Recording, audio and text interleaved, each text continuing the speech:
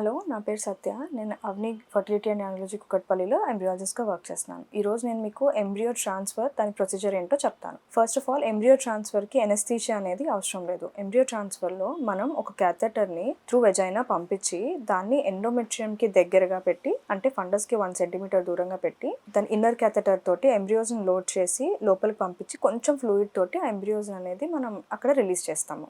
Single embryo or two embryos depending upon the patient's need చేస్తాము. దీనికి ముందుగా మనం చెక్ చేసుకోవాల్సింది హార్మోన్స్ అన్నీ మంచిగా ఉన్నాయా.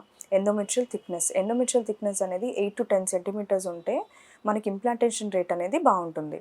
సో దాని ఒకవేళ మనకు ఆ 8 to 10 సెంటీమీటర్స్ థిక్నెస్ రావట్లేదు అనుకుంటే మనం పిఆర్పీస్ చేస్తాం. ఎండోమెట్రియల్ పిఆర్పీస్ చేసి ఆ థిక్నెస్ అనేది ఇంప్రూవ్ చేస్తాము. ఇప్పుడు ఎంబ్రియో ట్రాన్స్ఫర్ అయిన తర్వాత ఒక 72 hours మాత్రం చాలా కేర్ఫుల్గా ఉండాలి. అంటే ఎంత వీలైతే అంత రెస్ట్లో ఉండాలి. Next 15 days you can do, మనం నార్మల్ వర్క్ చేసుకోవచ్చు. కాకపోతే హెవీ వెయిట్స్ అవి లిఫ్ట్ చేయకుండా కొంచెం జాగ్రత్తగా ఉంటే సరిపోతుంది.